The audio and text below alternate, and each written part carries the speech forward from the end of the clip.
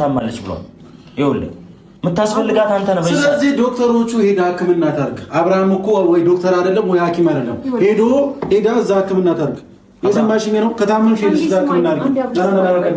ጨርሰናል። አብርሃም ከየትኛውም ሰው በላይ አሁን ታስፈልጋታለህ። የሆነ ነገር ከሆነች ግን ጸጸቱን አችለውም። አብርሃም ሄርሜላ በጣም ታማለች እያልኩ ነው። እንደው ስሙማ እናንተ ግን ማለት ነው ሰው ተጠንቀቅ የሌለበት እንደዚህ ባንዴ ጆሮ ካላውን ብሎ ሰውን በዚህ መልኩ ማስከፋት ተገቢ ነው ብላችሁ ታስባላችሁ? ሰው አንድ ቀን ተጣልቶ ወይም ደግሞ በቃሽን በቃህን ተባብሎ እኮ ማንኛውም ሰው መለያየት ይችላል፣ የፈለገው ማድረግ ይችላል ማለት ነው። ነገር ግን በዚህን ያህል ደረጃ አውቆ ራሱን ስትሆነው እኔ መቼም አውቆ እየመሰለኝ ነው አሁን ማለት ነው። ምክንያቱም የሚናገረውን ነገር ያውቃል። አይታችሁት ከሆነ ምን አድርጌያለሁኝ፣ ያለፈው ህይወቴ ስህተት ነበረ፣ አሁን ወደ እውነተኛው ማንነቴ ተመልሻለሁ ነው እያለ ያለው ማለት ነው። ሰላም ሰላማችሁ በያላችሁበት ሰዓት አቆጣጠር ለሁላችሁም የኔ ቻናል ተከታታዮች በሙሉ ሰላማችሁ ይብዛልኝ፣ ሀገራችን ኢትዮጵያን ሰላም ያደርግልን እያልኩኝ ዛሬም በአዲስ ቪዲዮ ከች ብዬላችኋለሁ። ሰብስክራይብ ላይክ እያደረጋችሁ አበረታቱኝ እባካችሁ። ሰብ አድርጉኝ፣ ላይክ አድርጉኝ፣ አበረታቱኝ። እኔ ይሄን እንቅልፌን ትቼ በዚህ ሰዓት ስራ ጨርሼ ወደ ክፍሌ እንደገባሁኝ ግዴታ እንቅልፌ እያዳፋኝ ነው ማለት ነው። ግዴታ ቪዲዮ መስራት ስላለብኝ ተቀምጬ ማመሸው። ስለዚህ እባካችሁ አበረታቱን። ሰዓት ተርፎና አይደለም ካለን ሰዓት ላይ ጀራርፈን ምናምን ከምንተኛ ሰዓት ቀንሰን ነውና እባካችሁ ሁላችሁም እያያችሁ አትለፉ። ሰብ አርጉኝ፣ ላይክ አርጉኝ ይላለሁ ማለት ነው። በመቀጠል ወደ መጣሁበት ርዕሴ ስመለስ አብርሃም አውቆ ያበደ መስሎ እያዛጋቸው ነው ያለው ማለት ነው። ሄርሚ በዚህ ልክ አንቺ ራስሽ ምን አደንዝሽ አንገቱ ላይ ያለውን ሀብል በባለፈው አስደግማበት የሰጠችውን ሀብል ተመልካቹም ህዝብ እንዳለ መልስ ሲለው ሳያደርግ መልሶላት በዛ ሰዓት ደህና ነበረ ማለት ነው። የዛን ራሱ ደንዝዟል እንድትተቀበላት ግን አሁን ብሶበታል ሲመስለኝ እኔ ሙድ እየያዘ ነው ወይስ ምንድን ነው ብቻ አላቅም፣ ግራ ያጋባል። አንዳንዴ ስታዩ ተረ በጤናው አይደለም ትላላችሁ፣ አንዳንዴ ስታዩ ደግሞ ይሄ ሰው ዝም ብሎ ሙድ እየያዘና እየቀለደ ነው ትላላችሁ ማለት ነው። ያን ልልበት የቻልኩት ምክንያት ምን መሰላችሁ? አንዳንዴ ምን ነበረ ብሎ በቃ ዝም ብሎ ድንዝዝ ይልና ምንም እንዴት እየተፈጠረ ምን እየተካሄደ እንዳለ አያውቅም። አንዳንዴ ደግሞ ምን አድርጌያለሁ ሞኛለሁ ይላል ማለት ነው። ስለዚህ በመሀል ግራ እያጋባን ነው። በእርግጥ ሰውየው በደህናው እንደዚህ ጅል ሊሆን አልቻለም ማለት ነው። ያኔ ግራ በሚያገባ ሁኔታ ላይ ቢሆን እንኳ ያለው ሄርሜ ደንዝዛ ነው እንጂ እሷ ራሷ ያደረገውን ሀብል ቆርጣ ማውጣት ትችል ነበረ። አሁንም አንገቱ ላይ እያየችው ነው። በባለፈው ይሄ ሀብል እንደተመለሰ አላረግም እንዳለው ደህና ሆኖ ከሷ ጋር መኖር ችሎ ነበረ። አሁን ግን ከአንገቱ ማውለቅ አልፈለገም እሱም። በዛ ላይ ይሄ ኤፍሬም የሚባል ሰውዬ ከሩታ ብሶ ያለው እሱ ነው ብያቸዋለሁ አይደለ? አሁን እንኳ ሐኪም ቤትን በሱ ምክንያት ራሷን ስታ ወድቃ አይታችኋል። ምን ሆነሽ ነው እዚህ ላይ የምተኙ? ቤትሽ ሄደሽ አተኝም እንዴ? እኮ ጅል አይሉት ደህና የሆነ ሰውዬ እና አሁን ምንድነው አቤላ እያለው ያለው? እባክህን አንተ ሰው ወደ ራስህ ተመለስ። በደህና አይደለም እንደዚህ ሆንከው። የነገ የህይወት አጋሪ ናት ብለህ ቀለበት ያረክላት ሴትዮ፣ በሆዷ ያንተን ጽንስ የተሸከመች ሴትዮ ታማ ሐኪም ቤት ስትገባ ባንተ ምክንያት እንኳን መታህ አልጠይቃትም። ስለዚህ ይሄ ምን የሚሉት ነው? በደህና ነው ወይ? ለምንድነው አሁን የምናስረዳህ ነገር የማይረዳህ? ተረዳ። ከዛ ህይወት ወጥታ ሌላ ህይወት እንደጀመርክ ውስጥ ያውቃል። እያወክ ግን እየጠፋ ነው ያለው እያለው ምንም የጠፋሁትን ነገር የለም። እስካሁን የነበርኩበት ህይወት ስህተት ነው። አሁን ግን ወደ ልጄና ወደ ሩታ ተመልሻለሁኝ።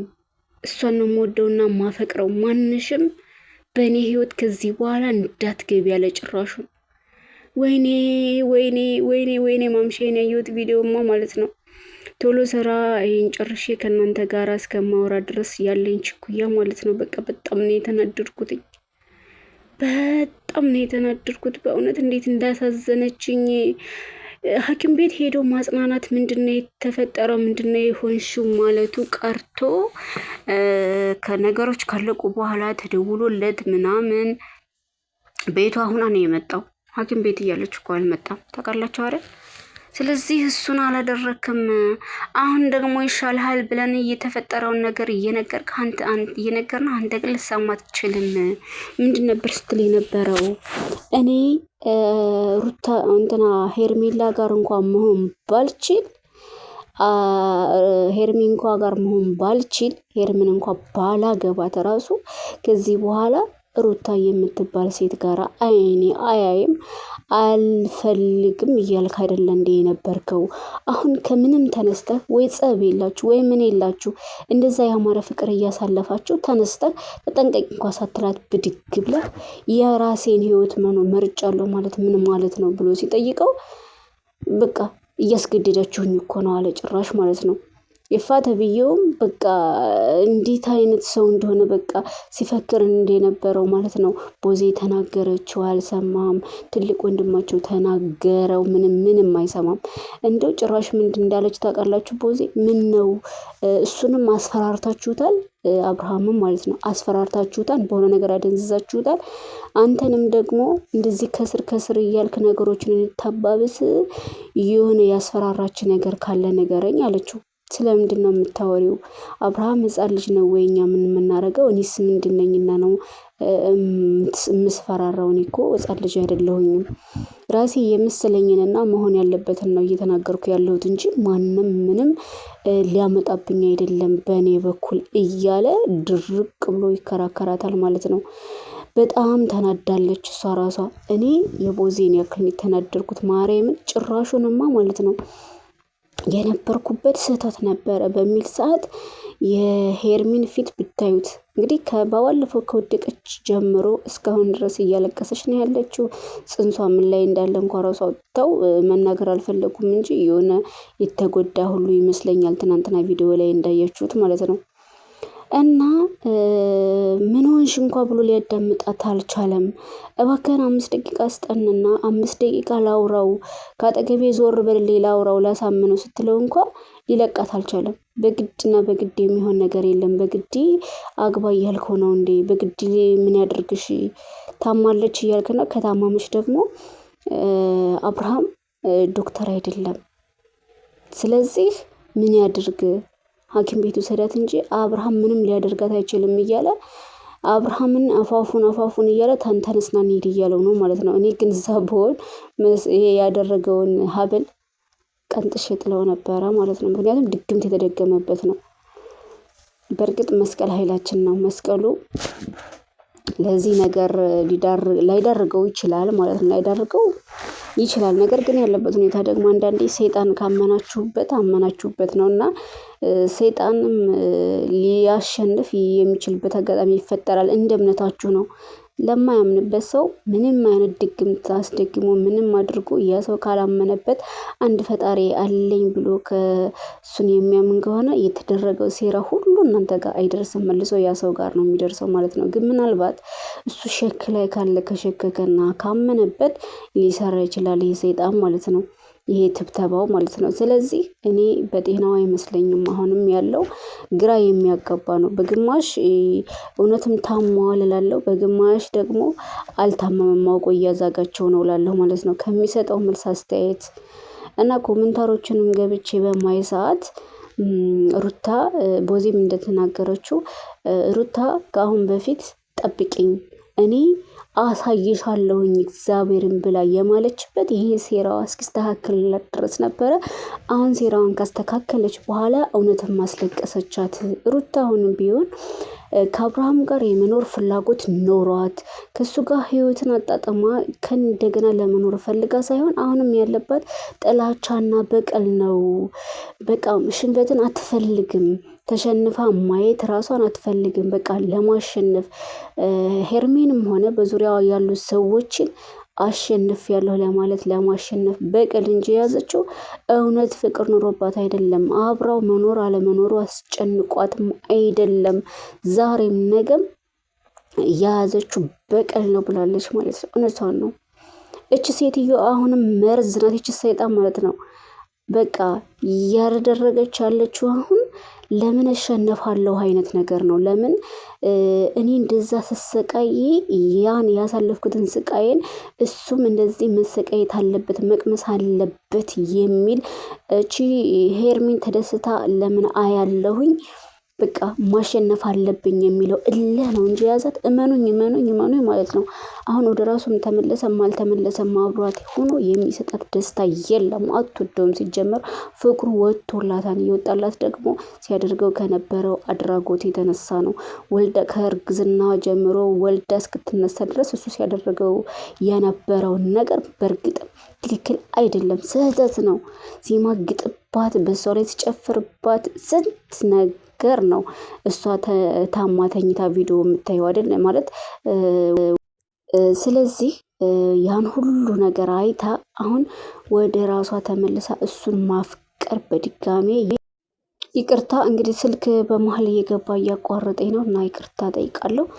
እና በቃ ልጁ የዚህን ያክል እኮ እየገደለው እኮ ነፍስ አይደለም። በቃ ማንኛውም ሰው ይቅርታ እንደሚያደርገው ሁሉ ይቅርታ ተባብለዋል አይደለ? ስለዚህ ይቅርታውን ተቀበላ ህይወቱን እንዲኖር መተው፣ እሷም ህይወቷን እየለመናት ያለው ደስታን አግብታ መኖር ስትችል፣ ነገር ግን ስሜ አይረፍ፣ በቃ ስሜ መነሳት አለበት፣ መረሳት የለብኝም፣ ለምን እረሳለሁ፣ ለምን እሸነፋለሁኝ የሚል አመለካከቷ እንግዲህ ለዚህ ሁሉ ጉድ እየዳረጋት ነው ማለት ነው።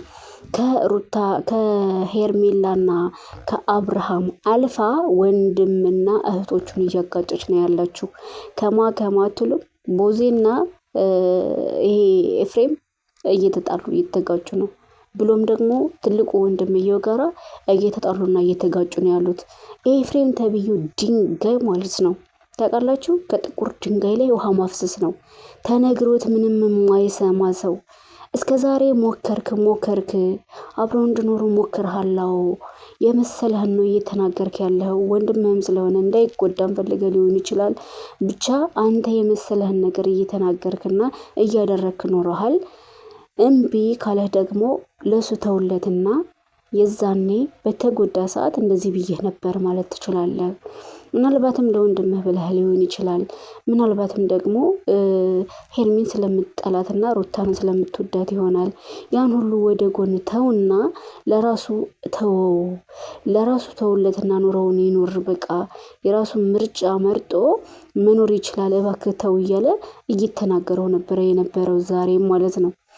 እና እሱ ግን ምንድነው ጭራሽ ስራ መስራት አቁሞ እሱ እንዳይወጣ እንዳይሄድ ከቤት እንዳይወጣ ከቤት ከወጣ ሀሳቡን እንዳያስቀይሱት ሄርሚም ካገኘችው አስረድታ ወደ ራሷ እንዳትመልሰው ሰዎችም ካገኙት ጸበልም ሐኪም ቤትም ብለው ወስደው እንዳያድኑት በጭራሽ ከቤት ሆኖ የራሱን ቤት ዘግቶ ከሩታ ቤት ሆኖ እሱን እየተጠባበቀ ነው ያለው ማለት ነው። አሁን እንኳን እንደዚህ ታማ እያጣጣረች አብርሃምን አምጣልኝ፣ አብርሃም ከመጣ ድናለሁ በምትለው ሰዓት እባክህን ለ5 ደቂቃ ይያት ብሎ ነው ለምኖ ይዞት ሄደው ማለት ነው።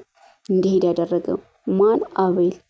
አስባችሁታል? በዚህን ያክል ደረጃ ነው ተቆጣጥረውት ያሉት ማለት ነው። በግድ የቦዜ ንዴት ብታዩ ኖሮ ማለት ነው። ስታሳዝን እሷ ራሷ ማለት ነው። በጣም ቅጥል ብላለች እና የዚህን ያክል ደረጃ በዚህን መልኩ መሄድ፣ በዚህን ደረጃ ሰውን ለመጉዳት መሞከር እንዴ! ምን ሰይጣን ናት እንጂ ሲጀመር እኮ እውነት ክርስቲያን አትመስለኝም። የክርስቲያን ጸባይና ባህሪ ይሄ አይደለም።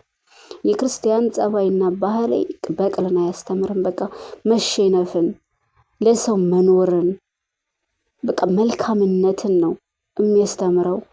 እሷ ግን እኮ ሰይጣናዊ አምልኮ የምታመልክ ነው የሚመስለኝ። በቃ ወይ አታምር ወይ አታፍር፣ ድርቅ በቃ ልክ እሷ የሆነ ምንድን ነው ምን ልበላችሁ፣ እኛ በነገራችን ላይ ጎበዝን በነብር በአንበሳ የምንመስል ትሁትና የዋህን ደግሞ በአህያ የምንመስል ሀበሻዎች ነን አይደል? ያ ማለት የሚታዘዘንን ለእኛ ትሁት ሆኖ የሚያገለግለንን በአህያ እንመስላለን።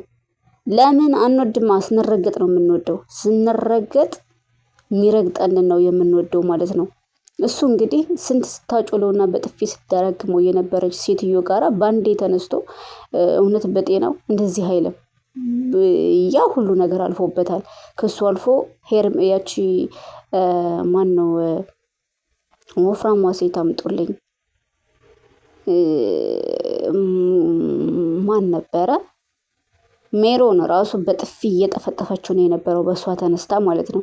እና ስንት ነገር አሳልፎ አሁን ካለበት ከነበረበት ሁኔታና አሁን ያለበትን ስታዩ በጣም ከሃዲ እንደሆነ እሱ ራሱ የመጨረሻ ርኩስ እንደሆነ ማወቅ ትችላላችሁ። ከዛ ሁሉ ጉድ ካወጣችሁ በኋላ ባንዴ ተነስቶ ይሄን ያህል ማድረግ ምን የሚሉት እንደሆነ ብቻ አላቅም። ፈጣሪ ይወቅለት። ሰብስክራይብ ላይክ እያደረጋችሁ አበረታቱ።